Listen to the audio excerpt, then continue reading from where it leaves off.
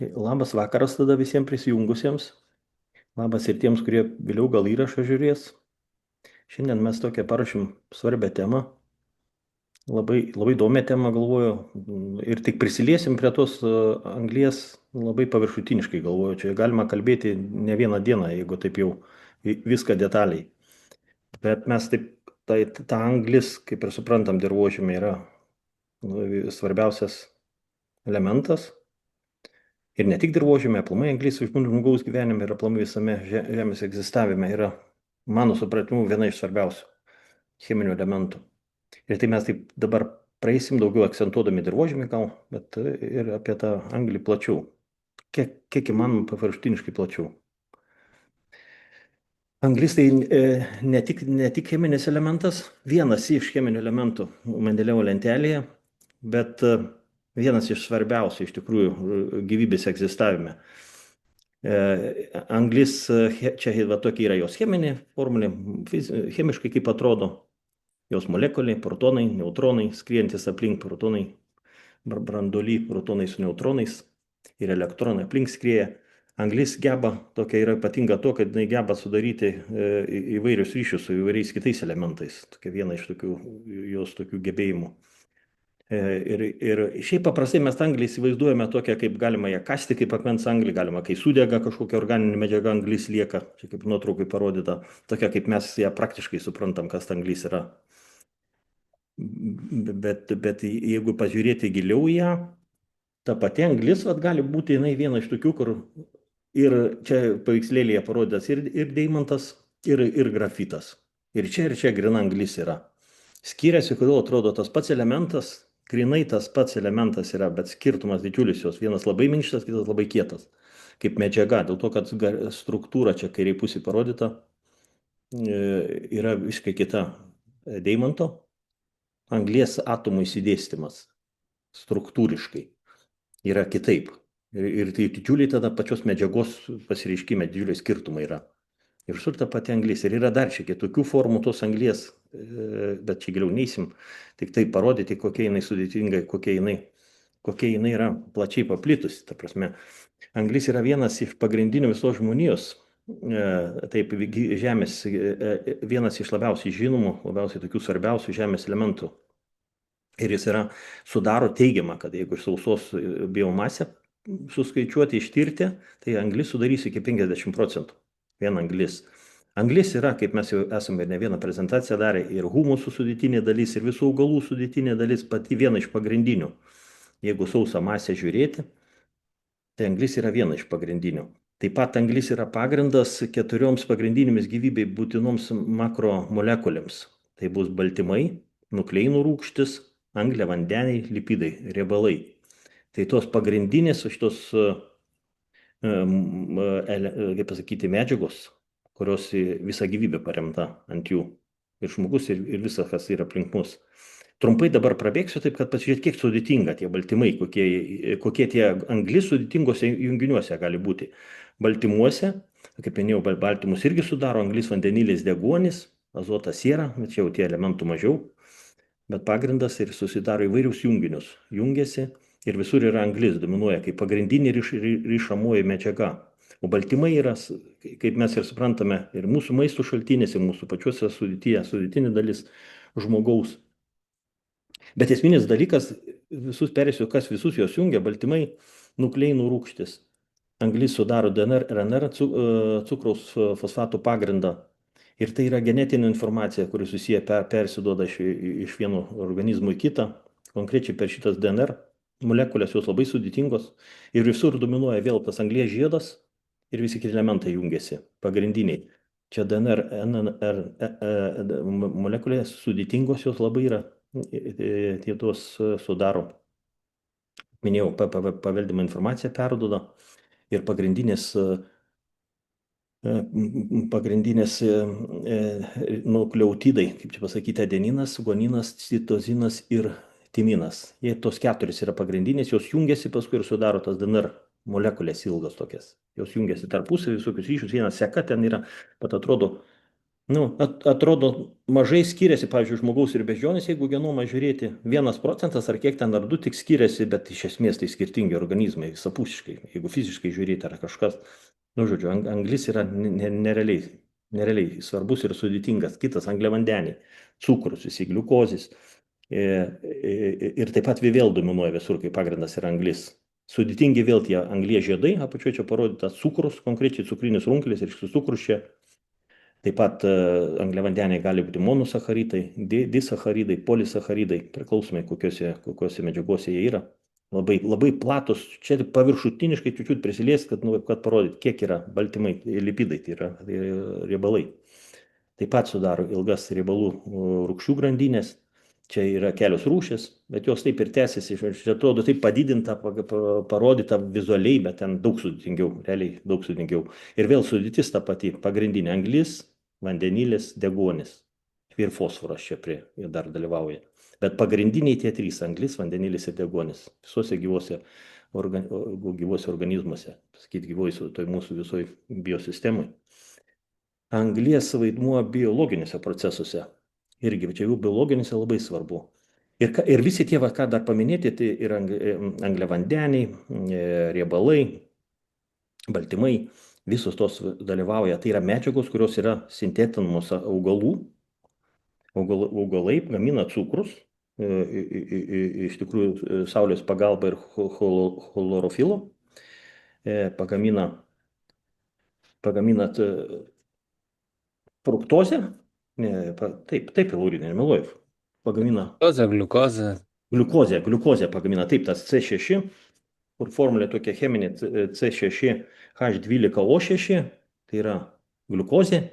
Ir augalas šitą, būtent kaip suprasti tą gliukozę, tai vėl ten dalyvauja anglis, kaip jungiamoji tokia. Ir saulės energija yra fiksuojama organiniuose dariniuose.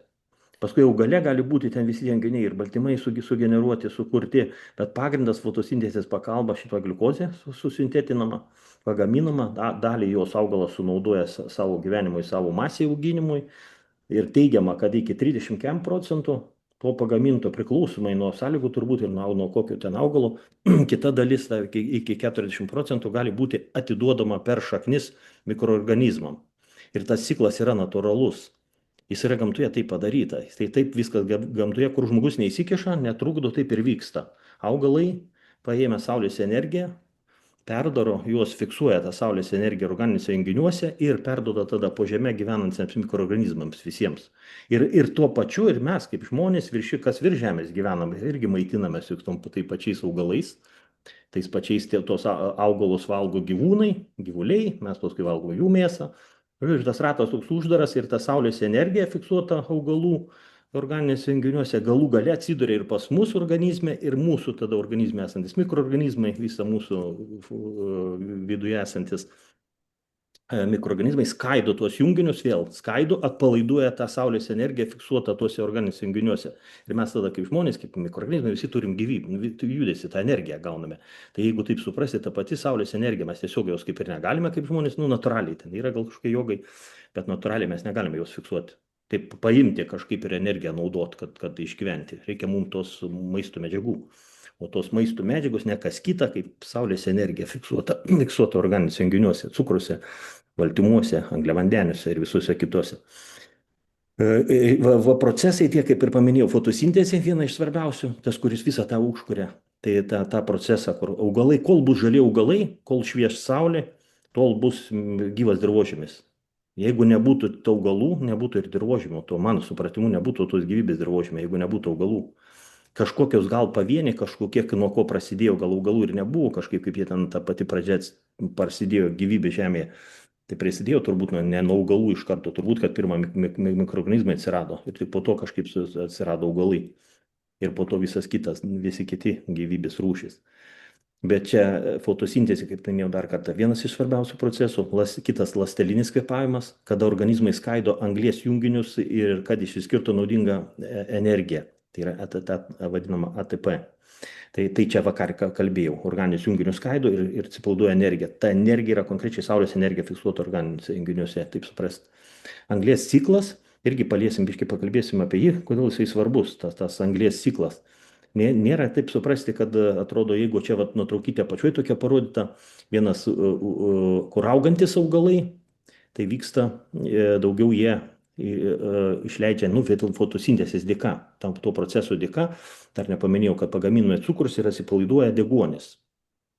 Iš fotosintezės tos reakcijos dėka, kai susijungia CO2, jungiasi su vandeniu chlorofilo pagalba ir saulės šviesos energijos pagalba ir susidaro, kaip ir minėjau, cukrus ir deguonis.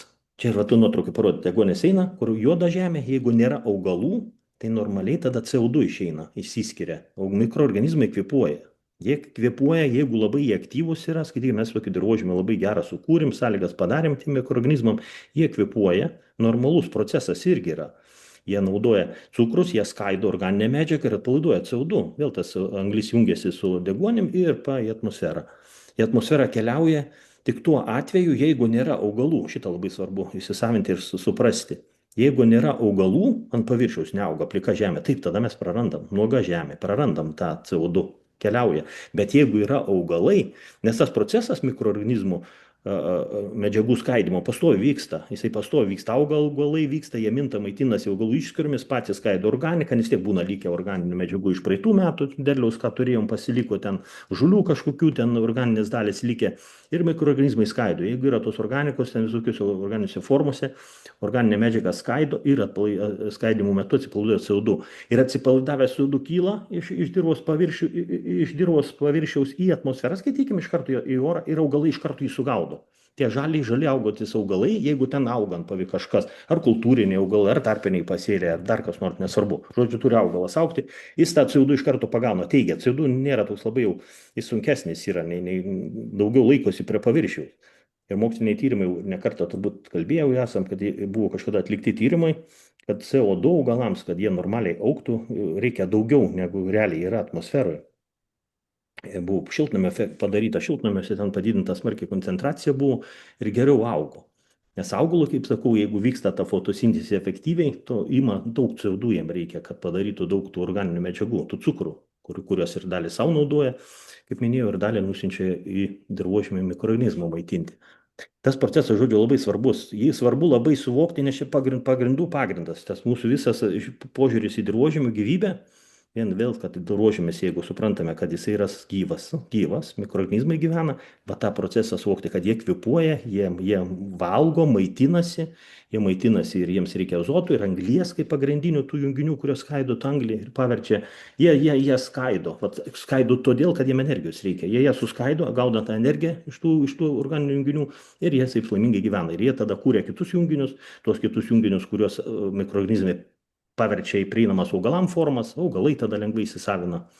Ir mikroorganizmų rūšys yra labai svarbu suprasti, įvairios rūšys ten, kaip girdėjau, mokslas atradęs gal iki 5% įvardinės, kiek ten tų mikroorganizmų dirvožemė yra, iš tos masės visos begalybės 5% tokie įvardiniai yra, pavadinimą kažkokį davė. Kaip suprasti, galime įsivaizduoti, kas ten dar yra, kas dar neįvardino. Ir tai, kai įvardino, jau ten didžiulė reikšmė, ką jie ten sugeba padaryti. Ir jau supratę, ką jie daro dirvožemį. Bet jis turi būti gyvas dirvožemis, o čia esminis supratimas.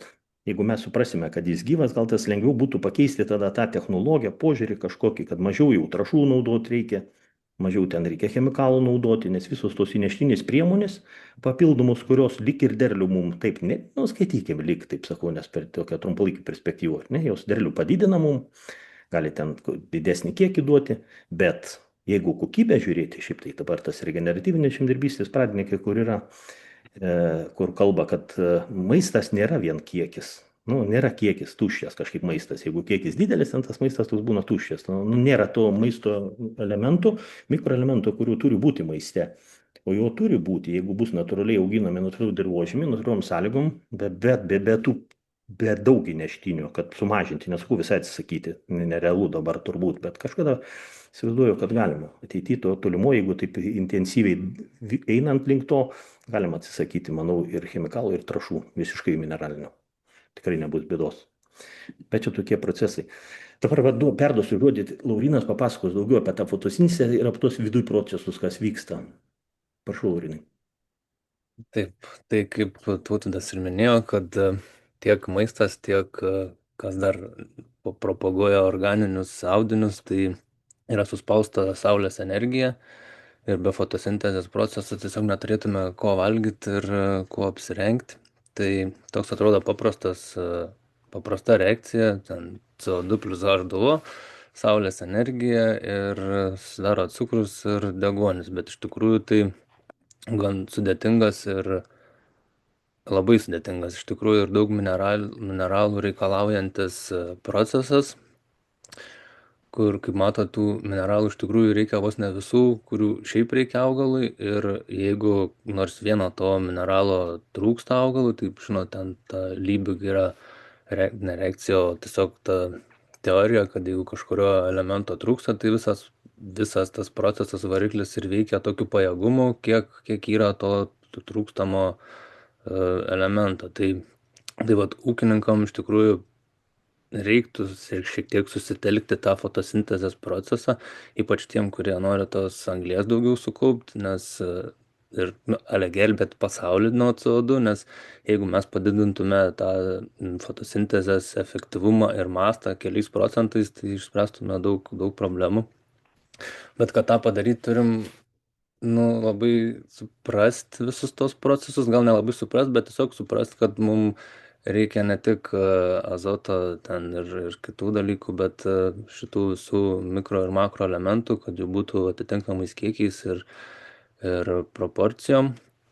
Tai jeigu tai pažiūrėti tą pačią fotosintezę, tai kaip Tautvydas šiek tiek jau ir pasakojo, jinai vyksta chloroplaste, visi augalai, kurie yra žali, ten kai kurie dumbliai ir bakterijos turi pigmentą chlorofilą, kurio viduryje, ten jeigu žiūrėti jau struktūriškai, ten giliai į tą cheminę tą sudėtį, viduryje stovi magnio metalas ar elementas. Tai pirminis tas dalykas, kaip pagerinti, padidinti fotosintezės efektyvumą, tai užtikrinti, kad magnio būtų pakankamai augalė. Ir kartais ūkininkai tiesiog purškia magnio sulfatą, kad paefektyvinti fotosintezę, nes ir karštuoju periodu ir jeigu temperatūra didelė, tai saulės ta energija tiesiog gali išdeginti chlorofilą ir sunaikinti tos, jungtis visas, tai šiek tiek tą reanimuoti galima tarpus magnio augalui. O šiaip tas visas procesas yra labai dinaminis, labai priklauso nuo temperatūros, nuo tų biotinių veiksnių, nuo vandens kiekio augalė, nes viena reakcija, kuri yra nuo šviesos priklausoma, tai yra, kai vandens molekulė, ta prasme, vanduo yra įmamas per šaknis ir skaidoma vandens molekulė, kur dalyvauja manganas tame procese, jinai skaidoma į deguonį ir vandenilį, tai tą deguonį augalas pašalina per žieteles, jeigu aplinkos temperatūra yra tinkama ir žietelės veikia atidarytos yra. Ir tuo pačiu procesu, kai augalas ima vandenį ir respiruoja per žieteles, taip pat per ten patenka ir CO2, kur, kuris yra naudojamas jau tam cukrui gaminti. Tai tos reakcijos yra nepriklausomos nuo saulės energijos, tai jos vyksta tiek dieną, tiek naktį. Ir tiesiog tai vyksta gamyba to, to, vandenilio, ten skaidant gamybą vandenilio, nes vandenilio labai daug reikia, o naktį vyksta tas jau kitas tas procesas, kai cukrus gaminamas. Ir tos abi reakcijos turi tarpusavėje susibalansuoti. Tai kadangi dieną daug saulės prisigamina daug energijos ir kitų dalykų, o naktį ta energija yra naudojama ir taip susibalansuoja viskas. Bet jeigu, tarkim, žietelės užsidaro, jeigu yra labai karšta, tai tada respiracija ta vis tiek vyksta, energija panaudojama ir tada trūksta augalui atitinkamų dalykų ir prasideda visokie stresai ir panašiai. Tai dar apie tai šitiek vėliau pakalbėsiu, bet tiesiog suprast, kad galima atitinkamai ir pavaldyti tos procesus. Tai jeigu matot, kad artėja kažkoks karštis, tai būtų gerai augalui duoti kažkokių amino rūgščių, kad jisai tą stresą sumažintų ir nereiktų jam pačiam skaidyti savo baltymų ir gaminti tos stresinius visokius hormonus, taip pat to pačio magnio panaudoti, cinko, mangano. Tai žodžiu, visų tų dalykų turėtų užtekti augalui, tai ne tik azotu reikia rūpintis. Tai, žodžiu, augalas pagamina tą cukrų, cukrų naudoja savo struktūriniam organam visokiem visiem, bet kaip Tautvydas ir minėjo, kad labai daug to cukraus augalas išskiria per šaknis. Tai yra žinoma, kad net nuo 10 iki 40% viso fotosintezės metu pagamintos anglies tos yra išskiriama per šaknis vienais ar kitais būdais. Tai vienas iš tokių yra maitinimas mikroorganizmų, tai tarkim augalas pajaučia, kad jam trūksta fosforo, jisai per šaknis išleidžia tokias molekulės, kurios bando prisijaukinti mikorizinius grybus, nes šitie sudarius ryšį su augalu, tada jam tieks fosforą. Tai jisai tiesiog per šaknis tada išskiria atitinkamus ten ar angliavandenius, ar aminorūgštis, ar dar kažkokius vitaminus, kurie prijaukintų tuos mikorizinius grybus, kad sudarytų šitą ryšį. Kitas momentas yra, kad pavyzdžiui, jeigu dirvos, rizosferoje aplink šaknis, toje vietoje, jeigu yra, tarkim, tų bakterijų, kurios yra augalą, kaip ten PGR, tai yra augalo augimo teigiamai įtakojantis visokie mikroorganizmai, jie taip pat siunčia į tą aplinką visokias molekulės ir tiesiog kviečia augalą bendradarbiauti. Tai jeigu augalas pajaučia, kad yra kažkokių tų mikroorganizmų per tuos visokius tai signalai tai tam tikros molekulės.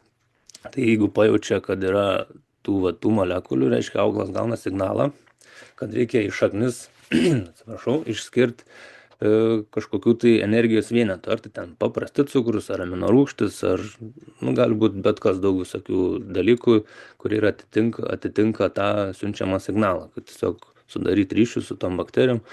Ir kaip jau minėjau anksčiau, ankstesniuose tose binaruose ten prasideda visokie rizofagijos procesai ir panašiai, kai augalas tiesiog minta bakterijomis, jas ten nurenginėja ir pasiima tos mineralus ir vėl per šaknų plaukelius išleidžia atgal į rizosferą. Žodžiu, visi tie natūralūs procesai vyksta, jeigu mes kaip ūkininkai leidžiam jiems vykti.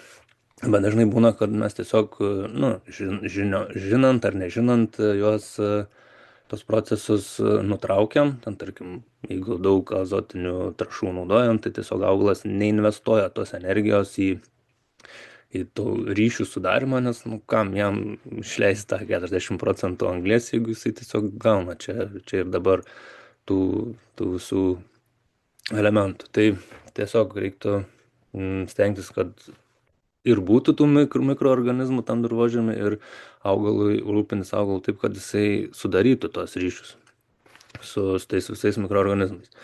Tai toliau dar, per kur tos anglies padaugėja dirvožemy, tai kai šaknytės auga, jos išskiria tam tikras gleivės, kad jom lengviau būtų prasiskverbti pro dirvožemio daleles. Tai tos gleivės irgi turi anglies junginių. Po to, kai šaknis auga, jinai atsisluoksniuoja, kaip gyvatė išnaras tokios palieka, tai ten dar tų anglies junginių lieka. Taip pat šaknis kvėpuoja. Žinot, šaknims reikia deguonies. Tai ima deguonį, išleidžia CO2, tai per ten ta anglis kartais ir pasilieka, nes kai kurie mikroorganizmai valgo tą anglies dvideginį, o taip pat po to, kai jeigu poringa dirva, tai tas CO2 pakyla į viršų, augalas vėl ją pasiema atgal. Ir čia buvo net daryta tokia studija iš tokių invazinių japoninių augalų, žolinis augalas, miglinis. Tai net įrodyta, kad per šaknis, gyvomis šaknimis, tais visais eksudatais, matot, žalias tulpelis, yra išskiriama daugiausiai tos organinės anglies, tiek tos anglies, kuri yra stabili, ta, kuri susijungia su mineralais. Tai kaip ta anglis tiesiog pasidaro stabili, tai kai vyksta tas mutualistinis simbiotinis procesas, kai augalas maitina bakterijos, jos pasidaugina, jos vienaip ar kitaip žūva. Tai ir tas, kai miršta ten ar kažkokie gal grybai po to jas suvalgo, tas to proceso metu ir susidaro ta stabili anglis, kuri po to prisikabina prie, tarkim, molio dalelių ir tada jinai jau ten gali išlikti šimtus metų ir daugiau, jeigu tas procesas ir toliau vyksta, jeigu mes ten nenutraukiam tų procesų, neduodam daug mineralinio azoto, tarkim, nedeginam tos anglies, nes jeigu trūksta anglies, tai tada nu, augalas bando iš kažkur paimti, ar net ne tik augalas, bet ir dirvožėmis, jos iš kažkur ieško ir bando paimti ir degina rezervus. Tai va ta yra ta stabili anglis, o ta, kur lieka iš paliekanų, iš, nu, tiesiog didesnės frakcijos anglies dalelės, tai jinai tokia vieniem metam, tarkim, vieniem dviem metam, jinai, kuri maitina augalus, po to tas CO2 išsiskiria, taip pat vėl augalas paima, tai va ta yra tokia trumpalaikė anglis. Galvoju, ko dar. Dabar apie ląstelinį dar kvėpavimą. Tai ląstelinis kvėpavimas, ir Tautvydas taip pat apie jį sakė, kai tą pagamintą anglį, ne anglį, o gliukozę augalas skaido ir gamina tą patį CO2, tai čia naktį ir vandenį ir išskiria energiją, kurios tos energijos reikia tiek šaknim, kad paimt maisto medžiagas, tiek kitose procesuose. Tai žodžiu, augalas yra tokia įdomi biocheminių reakcijų visuma, toks nežinau, gamykla, kur įdomus visokie procesai yra atliekami ir labai svarbus iš tikrųjų, nes tiesiog be šitų procesų, nu, nebūtų tiesiog mūsų, gal ir kaip čia pasakyti, bet žodžiu, jie yra labai svarbus ir reiktų juos suprasti. Tai gal kaip pritam webinare ten kalbėjom apie tos tokius tyrimus, tai galima ir pasitikrinti, ar fotosintezės procesas vyksta gerai ir efektyviai per lapų tyrimus, nes kartais būna, sakau, tas vienas limituojantis mineralas, kuris trukdo tiesiog tam procesui vykti. Nes, tarkim, augalas gali pagaminti daug to cukraus, bet jo nenuleisti į šaknis ir nemaitintų mikroorganizmų, nes trūksta kažkokio vieno ar kito elemento. Tai turėtų iš tikrųjų vykti taip, kad kol saulė šviečia yra gaminamas tas cukrus, tada vakare po to fotosintetinio periodo visas cukrus turėtų būti nuleidžiamas į šaknis, o rytą vėl pakeliamas. Ir tą galima pamatyti su refraktometru, jeigu kas nors naudojat. Tai dieną turėtų būti aukštas Brix lygis, tada jis turėtų sumažėti, o rytą vėl jis turėtų būti mažas. Ir jeigu pastoviai jam rodo didelį kiekį, tai iš tikrųjų nėra gerai, tai reiškia, kad galbūt trūksta boro, kuris atsakingas už to cukraus judėjimą augalė. Tai va, tiesiog toks dar praktinis dalykas. Tai va, tai kol kas gal aš atiduodu žodį Tautvydui, po to gal dar įsiterpsiu. Gerai, ačiū Laurinai, labai, labai fainai, gražiai paaiškinai. Aš tik kažkaip klausydamas taip apie tą ryšio svarbą, tas mikroorganizmų su augalų šaknimis, kai pagalvoju, augalas eikvoja energiją. Tai toks klausimas natūralus, kažkaip beklausimas atrodo, tai kodėl jeigu paduodu trąšų, tai čia gerai tam augalui, kam jam naudoti energijos.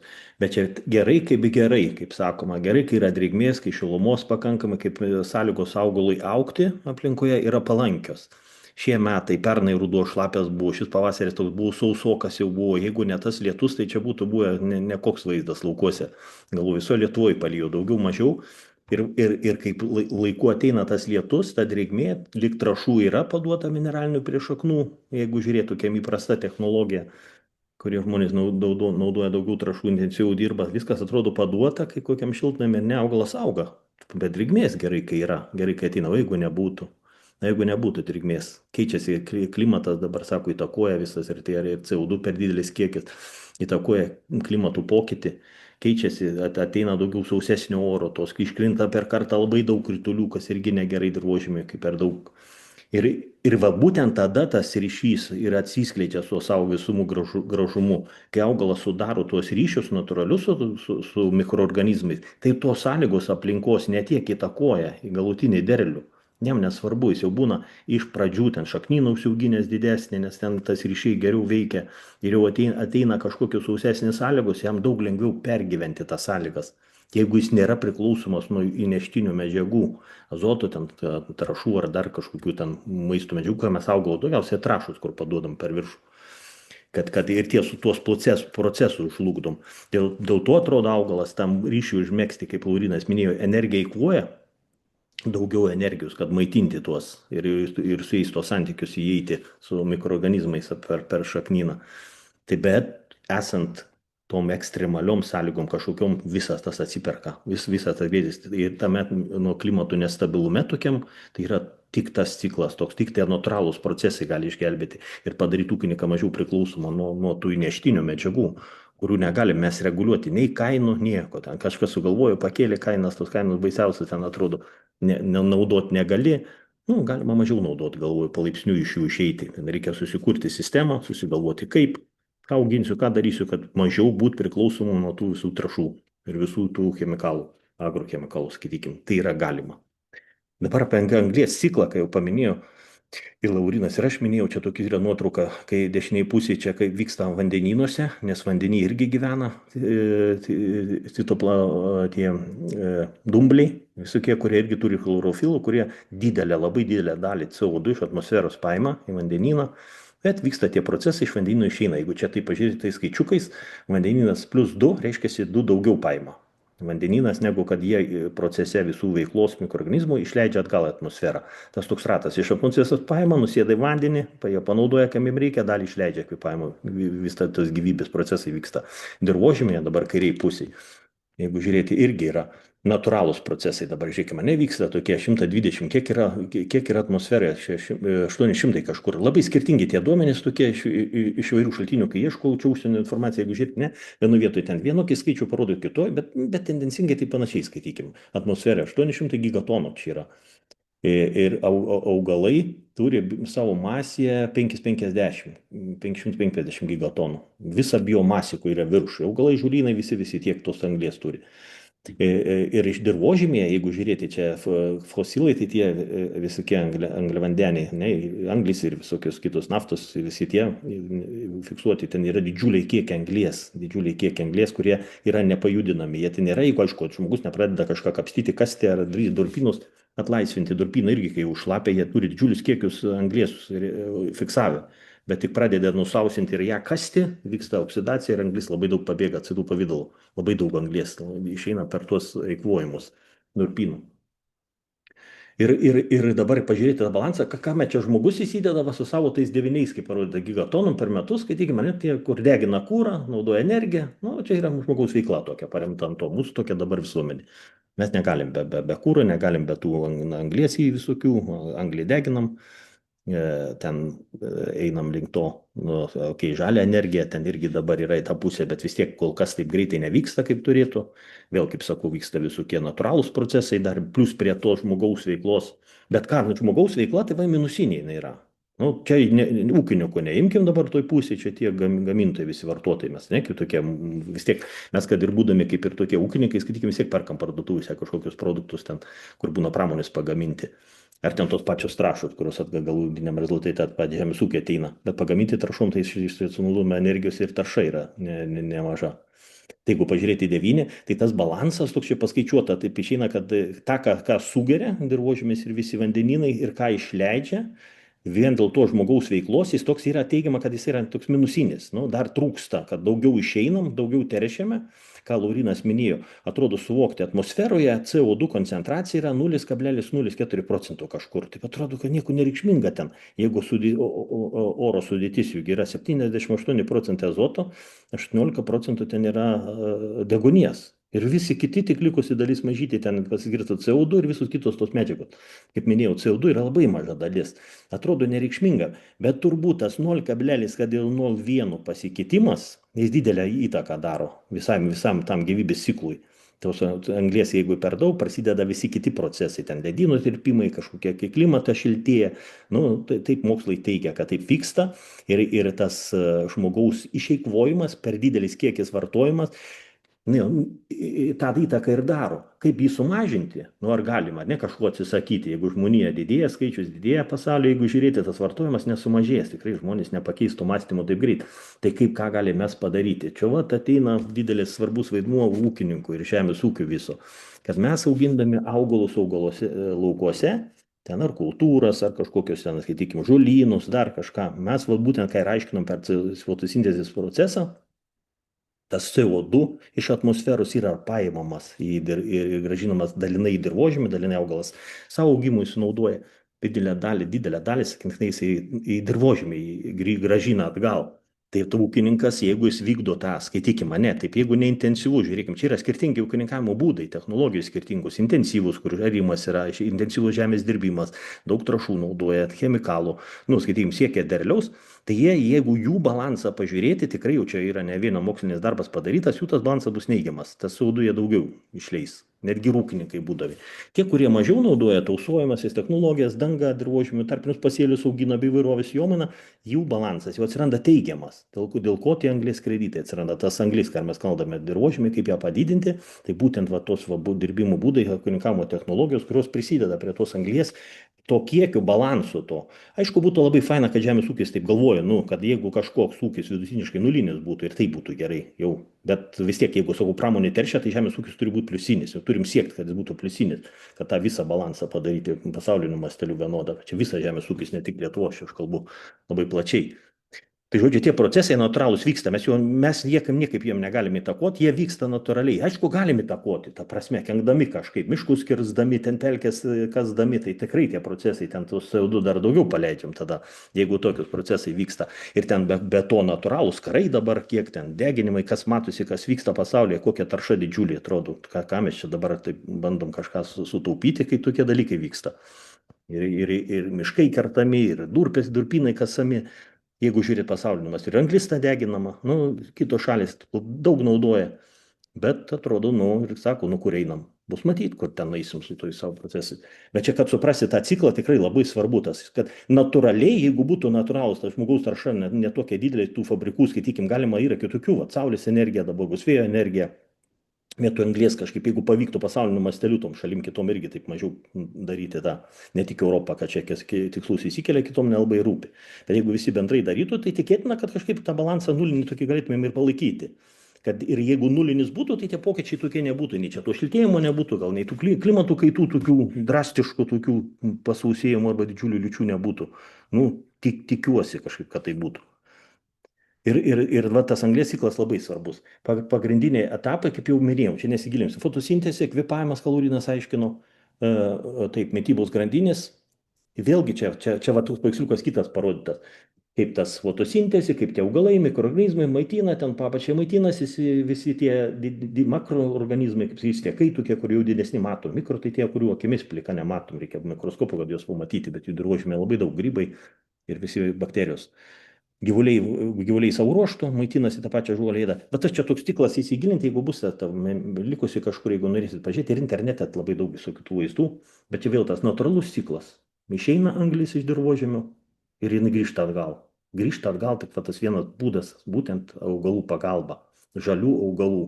Dėl to tas svarbu yra tie gyvos augalų šaknis. Ką jos reiškia, tai vienas iš sveiko dirvožemio principų, mes jau irgi jau nekartą aiškinom, vienas iš sveiko dirvožemio principų, kada tas vyksta fotosintezė.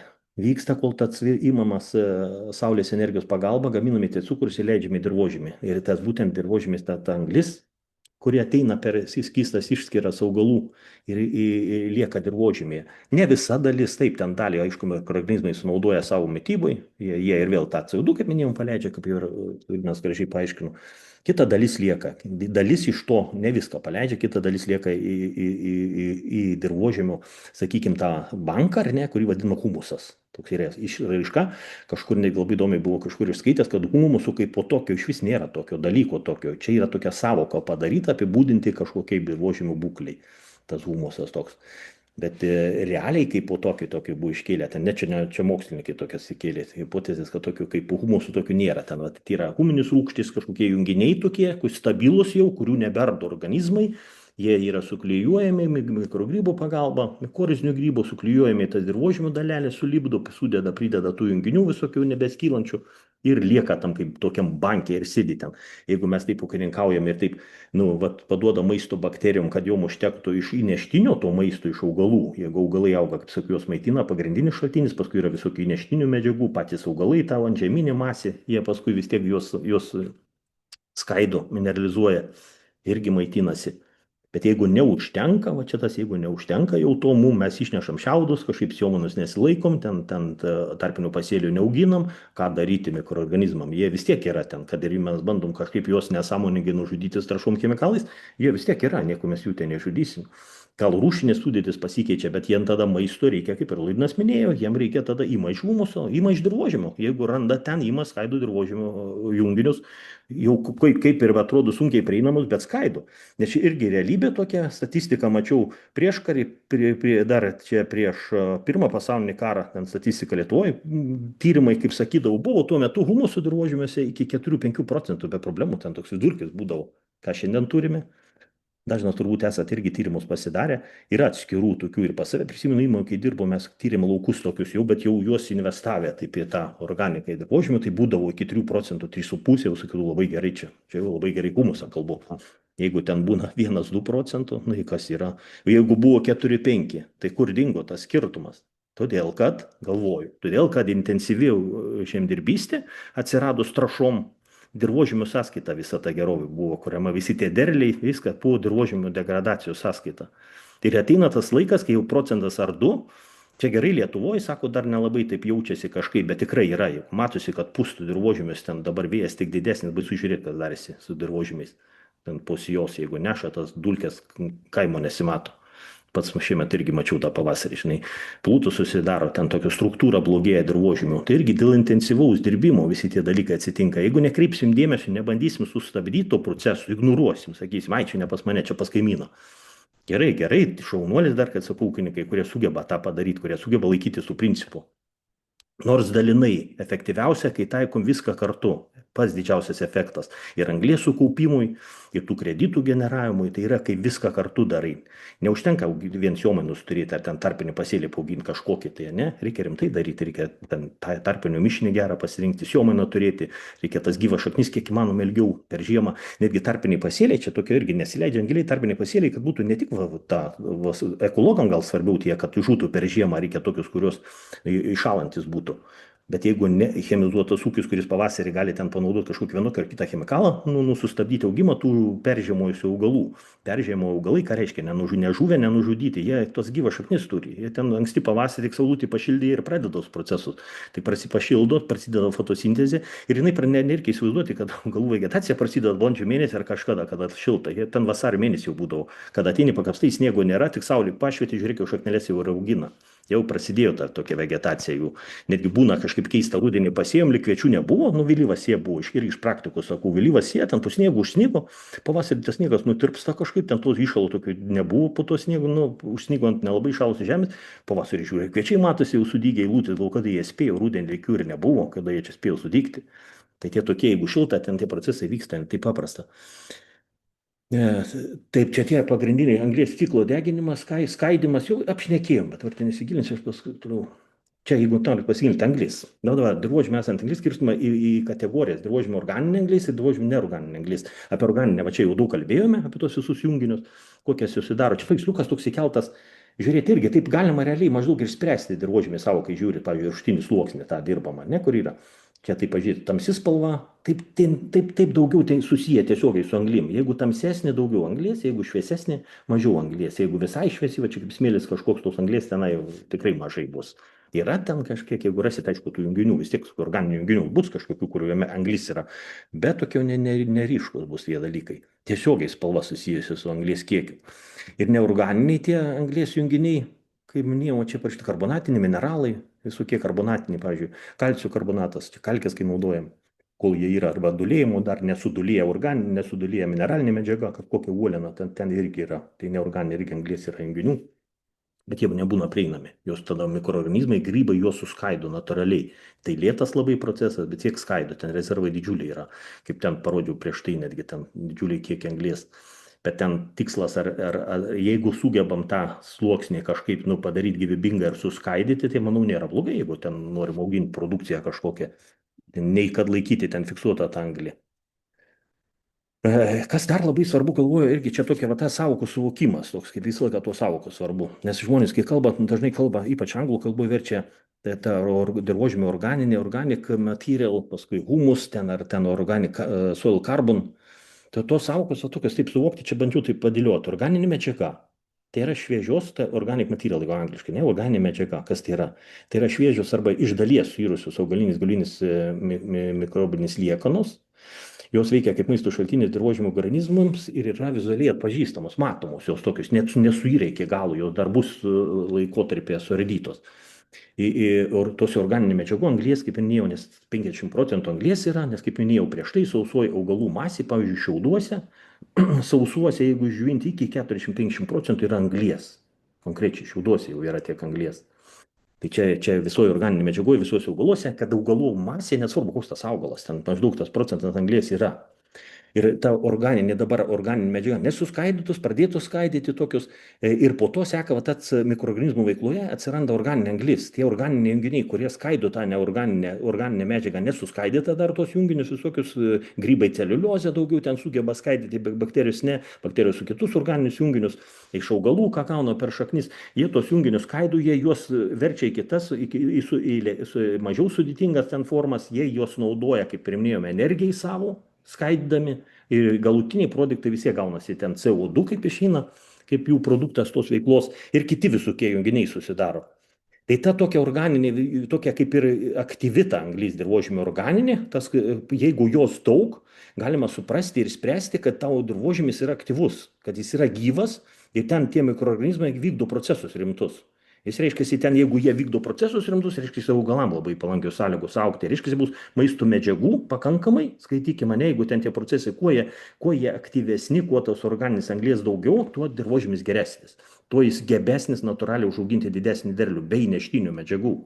Ir humusas, kaip jau ir minėjom, jau čia tas paskutinis toks momentas, kur tos dalį tų organinių junginių, kurių augalai nesunaudoja, mikroorganizmai nesunaudoja, ten pačių maitinimus ir augalam netiduoda suskaidę, tai tą kitą dalį padeda, kaip ir Laurinas minėjo, į tą tokį fondą. Įtikime, padeda ten kažkokiem ateičiai. Gal kažkur, jeigu tikrai yra pakankamai atrodo, kažkokia tai maža dalis būna paprastai. Bet per ilgesnį laiką susikaupia. Dėl ko sakom, kad humusų negalima padidinti per metus ten kokį procentą. Kažkas pasakė, girdėdavau pasisakytojų, kad per metus ten panaudojo kažkokias priemonės ir humusą padidino iki procento. Ten, nebūna taip. Nebūna, sąžininkai, mes pas save per 5 metus kažkur tyrimus darėm įmonė, per 5 metus, kaip minėjom, iki 3,5, tą pusę procentų, 2 procentų per 5 metus, vėl žiūrėti, ne per metus, gal irgi ten taip, aš skaitau, kad mes kažkiek padidinom, bet rimtai jau darėmės, ten ir siomana, tarpiniai pasėliai, žulynai atėjo, organinę trąšą, tai paukščių mėslą naudojom, dar čia prieš ekologiją, į dirvožemį nešinėjom, tą tikslingai mažesnių tokių derlių nesiekė maksimalių, dėl to, kad tada derlius maksimalus nesiekė mažesni išnešimai ir ta anglis kaupėsi dirvožemyje. Ir va į tą humusą nueidavo ta dalis organiniuose junginiuose anglies.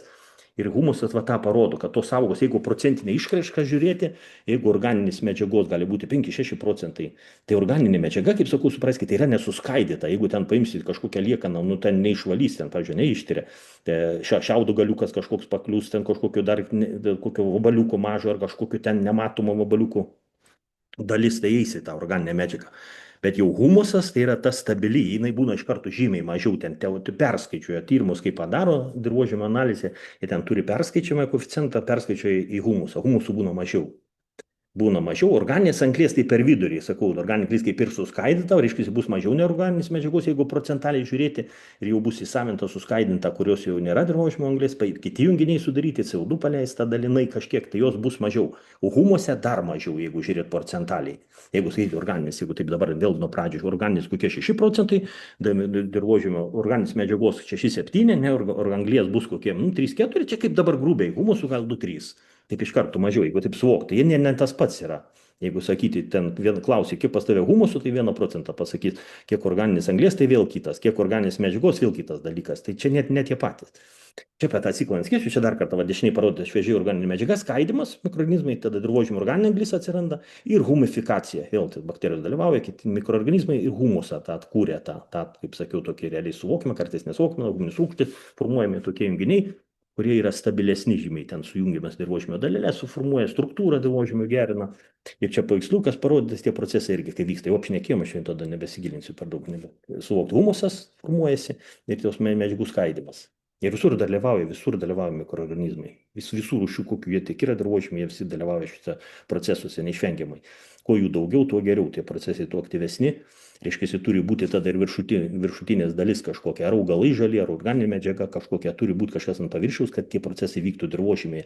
Šiaudai ant paviršiaus nėra blogai, jie veikia kaip danga, jeigu paliekam žmonės kažkodėl nori kartais ten juos įterpti. Dabar mano supratimas jau šiandien toks yra, irgi iš praktikos daug metų, kai buvo.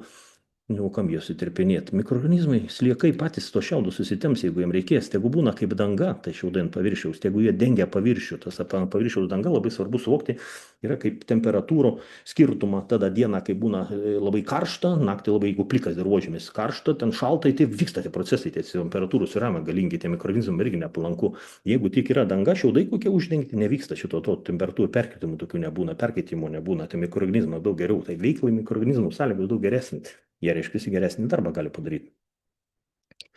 Ir vėl ta dirvožėmio organinė anglis, čia apie tą patį kiekį, kokie yra dirvožėmėje, kiek ir žalioji masė. Čia tokie kaip biškiai skaičiai skiriasi nuo prieš tai, kur rodė 1700 gigatonų ir žalioji masė 450. Ten buvo 500 ar 550, manau, kitoj nuotraukoj. Ir atmosferoje 885 gigatonų. Čia panašiai kaip ir ano nuotraukai buvo. Ir ką sako, atmosfera kartu sudėjo su žaliojo masėje, kiek yra anglies, tas pats, kas dirvožėmėje, beveik lygiai, dirvožėmėje dar daugiau. Tai čia tą suprasti, kad kiek svarbus yra dirvožėmės, tas ir organinė anglis dirvožėmėje, kiek jinai yra svarbi. Čia kitoj nuotraukai irgi parodyta tas pats, 560 žaliojo masėje ir atmosferai 760 čia jau rodo. Ir taip dirvožėmėje tada tas bus 9,5 sudėjus kartu 2,5 kažkur apie.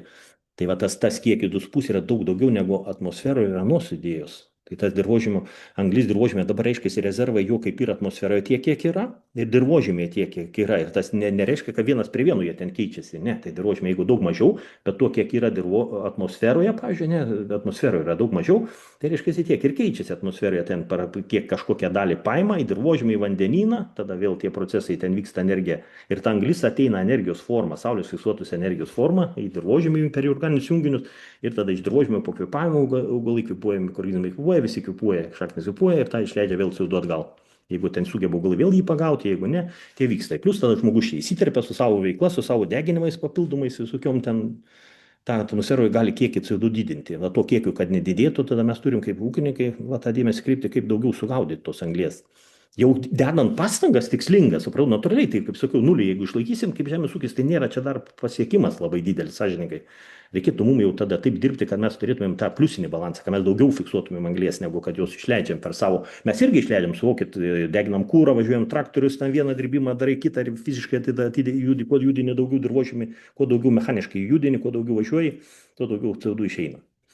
Bet galima, kaip žemės ūkis ir tikslas turėtų būti, tikrai įsivaizduoju, kad tą pliusinį balansą turėti.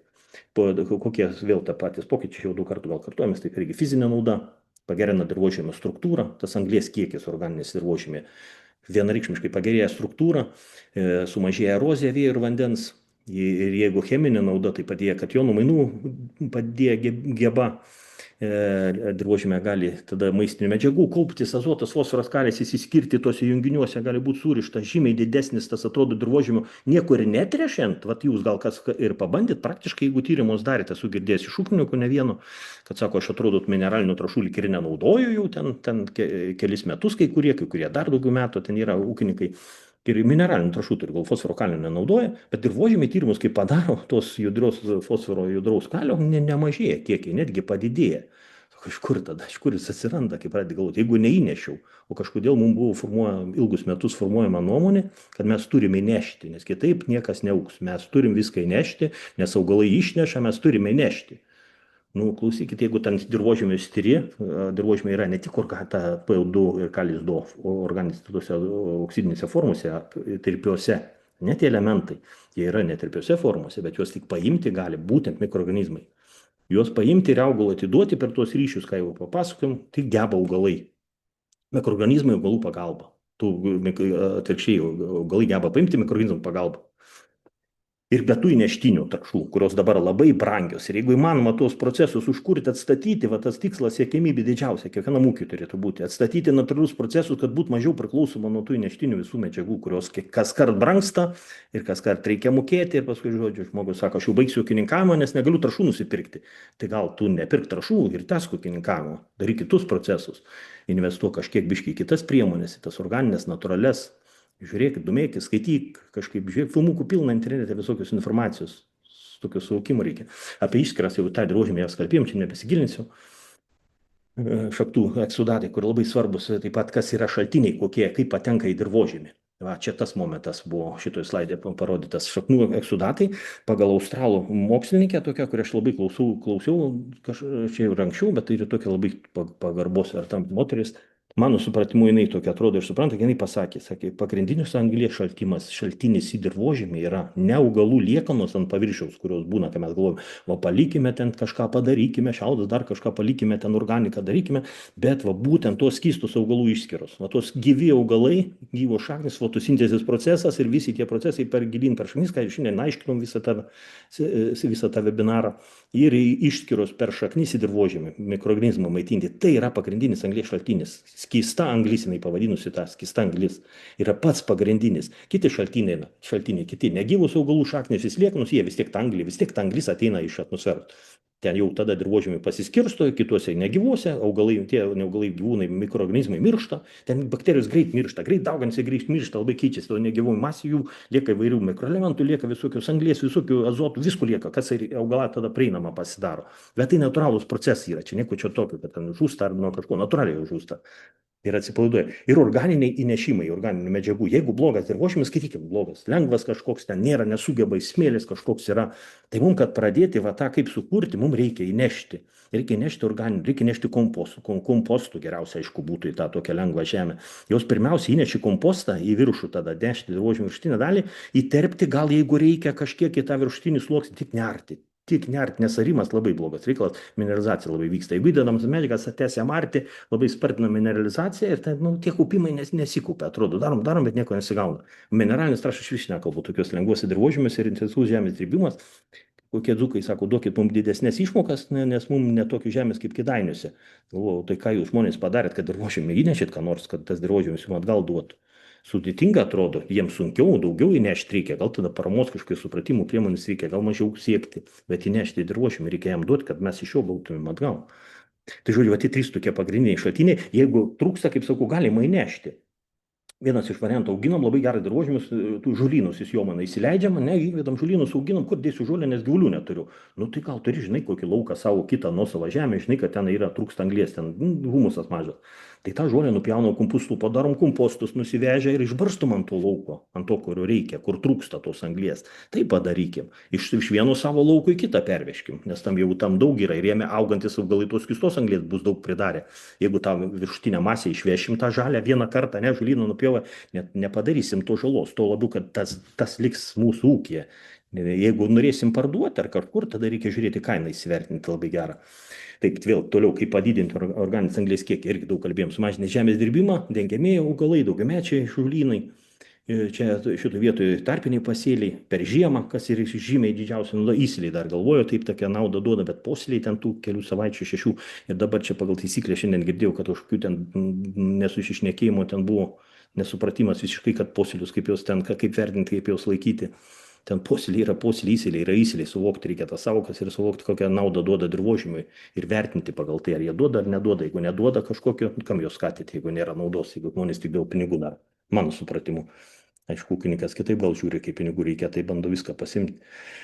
Taip, organinių medžiagų naudojimas, įnešimas, kaip ir minėjau, galima iš vieno lauko perkelti kompostų pagalbą, nešti kitą lauką, daryti kaip įmanoma, dangą turėti. Čia tas važiuoja traktoriukas, aš irgi reali nuotrauka iš Šakių rajono. Sėjau į tokį lauką, sėjau, tiesiogiai nesėja, sėjau vasaroju, pas atrodo sėjau tą lauką, čia labai fain, tokia atrodo danga didžiulė, tas dirvožemis pilna drėgmės, nors visur jau žiūrė plyšinėti pradėjo gamybinė kultūrose.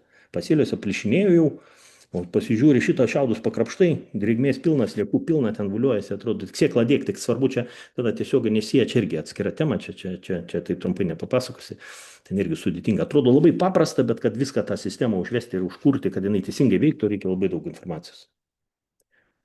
Kas dar labai labai svarbu, apie ką kalbam, tai anglies ir azoto santykis dirvožėme. Gal irgi nekartą girdėjote čia tokių pasisakymų, nu, kad tai labai svarbu. Dėl ko? Dėl to, kad tas anglies santykis, anglis, kaip ir minėjom, ateina iš atmosferos, o azotas irgi yra atmosferoje. Kas jį paima, kas jį į dirvožėmę atitempia, tai gumbelinės bakterijos, tie, kur sudaro simbiotinis ryšius su augalų šaknimis. Ankštiniai visi tą sudaro. Bet yra kitas irgi didžiulis dalykas, kur kai kurios kompanijos pardavinėja bakterijas, kurios azotą fiksuoja. Bet kodėl galvojam, jų nėra dirvožėmėje pas mus? Kodėl jų nėra? Galvojam, kad jų nėra? Jos yra. O kodėl? Kad jos tą azotą fiksuotų iš atmosferos, kas turi būti? Turi būti oras, turi būti dirvožėmėje. Turi ateiti oras, nes ore 78% yra azoto. Ir tas oras turi ateiti tik iš šaknų, iki tų bakterijų, kurios gyvena ne paviršiuje išdžiūvusiam arba sukietėjusioje pačioje žemėje. Turi būti puri žemė, kad tas oras įeitų. Jei oras puri žemė ir tos bakterijos natūralios dirvožėmė irgi yra azotą fiksuojančių. Ten įvairių rūšių. Jos tą azotą paims. Ne tik gumbelinis, turiu galvoje, čia gumbelinis didžiulį darbą daro.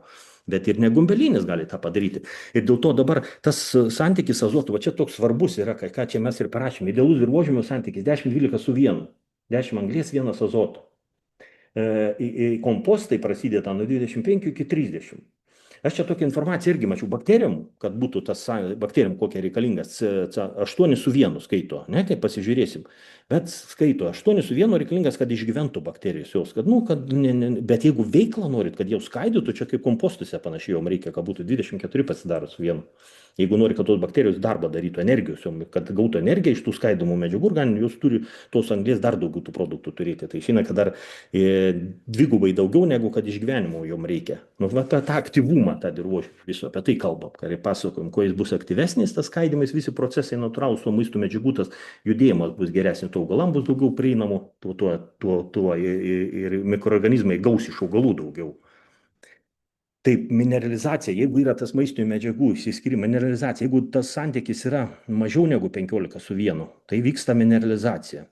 Reiškia, skaidomos yra azotų daugiau, jeigu tas santykis mažesnis, reiškia, azotų yra daugiau dirvožėmėje. Tai tas azotas bakterijos irgi naudoja ir mineralizuoja, greitai skaido ir čia tada prasideda problema, kad jeigu tik daugiau azotų, kaip ir minėjom, trūksta anglies gali pradėti, jam reikia būtent tas santykis, kad būtų idealus tas bakterijum, ne? Ten iki išgyvenimo, kaip ir sakiau, 10-8 su 1, jeigu ten ir jau efektyviai dirbti, tai jom reikia pakankamai daugiau anglies, dar iki 20 idealų būtų kaip kompostuose. Tai iš kur jis gaus, tada jums iš tų organinių, jeigu humusė kažkokį bums kažkada sukaupė anksčiau, tai jums iš humusų. Bet va tas mineralizacija, jeigu daugiau negu 35 su 1, tada jau sunaudoja. Reiškia, anglies daug produktuose yra ir jie daugiau dalis yra tikrai organizmam pilnai užtenka skaidyti. Čia gali būti pradėti tų mikroorganizmų, jeigu tos atlikti ir maisto anglies turi daug, jiem pradeda azotų, trūks irgi azoto reikia. O to azoto žmonės kiti rekomenduoja ten mineralinį pabarstyti ant šiaudų, pavyzdžiui, ne šiaudai, ten parodysiu, koks santykis šiauduose yra dar. Tada, kad greičiau skaidytų, reikia papildomų azotų. Bet papildomą azotą galime ir kitaip įnešti, mes galime ir auginti augalus kažkokius, kurie azotų daugiau įneš, kad tą padaryti tokį optimalų, tokį, žinai, balansą. Kai dabar va čia tokia lentelė yra, kad pasižiūrėti irgi matysite, vykių žalia masė, kokia azotų santykis yra. 11 su 1, reiškia daug azotų, ne? Tas santykis mažas, daug azotų. Liucerno jauna žolė 13 su 1, daug azotų. Perpuvęs mėšlas 20 su 1, liucerno peraugusi žolė 25 su 1. Čia ne man sugalvota, čia mokslininkų tokia informacija pateikta. Rūgių žalia masė 37 su 1, jau anglies daugiau iš karto. Netgi žalioji rūgių masiai, reiškia, azotų jo mažiau turi tą masę, daugiau tų anglies junginių. Kukurūzų ten 57, kviečių šiaudai 80 su 1. Rūgių šiaudai irgi 82 su 1, čia laikraštinis popierius 120 su 1, pjuvenos. Kiek čia pjuvenos, nematau, man nusistoja. Nu, žodžiu, pjuvenos dar daugiau. Pjuvenos dar daugiau. Bet va čia tas ir yra, dabar vad galvoju. Ir čia vėl kitas, kiek yra mėšlė, čia kitoj lentelė 24, va čia ir pašyta ideali mikrobiotos visos dieta, nu, jom tas santykis 24 su 1, kaip ir minėjau, tada jie energijos turi ir savo tam rezervam kaupti savo masę, išlaikyti jiem užtenka 24 su 1. Kaip dabar padaryti, jeigu yra, pažiūrėjau, 11 su 1, reiškia, trūksta anglies, tai reiškia, mums reikia įnešti anglies į tą dirvožemį ir įnešti daugiau anglies turintį santykį, reiškia, šiaudų reikia. Iš to žiūrint lentelės, iš karto šiaudus galim kažkokią pjuveną su kažkuo sumaišyti. Pjuvenos labai gerai grybam, jeigu reikia grybam ten daugiau užsiveisti, tai tos medienos, būtent ląstelienos medieninės, jiem daug geriau, nu tada grybus kažkaip prisiviliot galima dirvožemį. Vien ta kažkokių žalių masės, jeigu bus tik augalų, tai nieko čia neprisviliosim, ten šiaudai, irgi gerai. Ir va tada darom, tada mums reikia šiaudų įnešti. Jeigu yra labai daug šiaudų, nu ten, skaitykim, paliko mane, nėra žalių, neauginam tą auginti tarpinius pasėlius, auginti azotą fiksuojančius augalus, kad tą azotą vėl įnešti atgal dirvožemį, nu, per žalius augalus, kad jie fiksuotų iš atmosferos. Ir su tai šiaudais mums reikia paskui ten įterpsime, kaip norim įterpsim, tiesiog imsėsim, nesvarbu kokią technologiją taigai, nes vis tiek ta anglis bus po žemė, azotas irgi augalų tai būna ne tik visas antžeminėje masėje, yra ir šaknyse didelė dalis azoto, per gumbelinės bakterijas lieka, ir šaknis patys, ir išskiros, kaip ir sakiau, anglies šaltiniai didžiausiai per išskiras ateina. Tai nereikia galvoti, kad ta augalinė masė, kuri yra virš dirvos paviršiaus, būtinai mes turime ją įterpti į dirvožemį, nes ten maisto medžiagų daug. Ne apie tai ten, sakau, natūralūs procesai, mano supratimu šiandien jinai daug naudingesnė, kai jeigu lieka kaip danga paviršiaus. Ta augalas, ką galvoju, kažkada sugalvojau tokį pasakymą, augalas, ką sukūrė virš žemės, tas turi likti virš žemės. Kas yra po žemė, tas turi būti po žemė. Gamta, ką sukūrė, augalai taip ir auga, šaknis lieka po žemė visą laiką natūraliai. Jeigu reikia trūksta mikroorganizmo, dar kartą kartuoju, jeigu trūksta natūraliai sunešios, jie patys susitems, sliekai sutems ten ir kiti sutems į žemę, jeigu jos ten reikės tų šiaudų žemėje. Dar toks vienas įdomus, va čia pasakė dabar toks, kaip apie tą patį, ką kalbėjau. Čia tokios nuotraukos po kairę padarytos iš interneto, paimtos platybių, čia anglai, man atrodo, daro. Įsivaizduojat, kokį šiaudų sluoksnį veža specialiai dedant laukų, nes ten smėlis kažkokia žemė, gal daržovės augino, nežinau, kas ten augino. Daržovės, jeigu intensyviai augina, tai jūs alina dirvožemį smarkiai. Išneša tikrai kažkaip, nėra gerintas toli gražu. Tai va, kaupiamosios ar bet kokios kultūros. Na, va čia pažiūrėti dabar, užvežė šiaudų sluoksnį tokį, kaip kokį mulčią padarė, ne kokiam darželyje ten, ne kelių arų, bet čia laukuose padarė. Pripylė šiaudų, viena kita nuotrauka, ta pati iš kito kampo. Ir dabar ką daryti, čia vieni šiaudai atrodo, kiek daug bus anglies, ne 50% sausoji masė anglies yra šitoj šiauduose. Tai jau kur azotas tada, tai azoto kaip ir šis nėra. Tai azoto ką daryti, paskui sugalvoju irgi bandymai buvo daryti. Čia lentelę tarp įdėjau, kiek augantis augalai, kiek azoto sukaupė jie. Prieinamų augalams kitais metais ten dubilai visi čia, tai bus čia baltieji, krimsum tie purpuriniai dubilai nuo 70 iki 150, 100, 120, iki tokius kiekius jie sukia rudiniai dubilai 150, vikiai 180, nuo 90, žirniai 150, čia kanapės. Na, žodžiu, žaliai augalai sukaupia didžiulius kiekius. Ir mums jie nekainuoja, nereikia jų tręšti. Jie iš atmosferos paima, gumbalinių bakterijų pagalba jie susikaupia. Ir koks geriausias variantas, kaip tą padaryti balansą, va tą CN gerą santykį, tai va tos nuotraukos čia yra dešiniai. Auginti šiaudai liko ant paviršiaus visi, padarom tiesiog nesėję.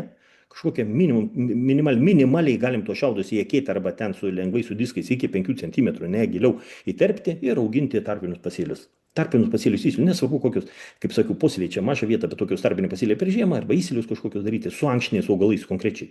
Čia pasėti dubliukai ir tai tie dubliukai azotą fiksuoja ir tada jie daro tą azotą pagal tą jo santykį, kur prieš tai rodžiau didelį, jie turi labai, azotų daug turi, mažai anglies, o šiaudai turi daug anglies ir mažai azotų. Ir juos kartu suderinus, nereikės jokio mineralinio azoto pilti papildomai šiaudų destrukcijai, kad paspartinti, nereikės tos salietros barstyti, ar ten kažką purkšti ant tų šiaudų, kažkokiu destruktoriu. Natūraliai bus danga ir kartu tie procesai vyks. Mano supratimu, nereikia ten jokių papildomų nešimų, jeigu tai padarysim, viskas bus šaunu.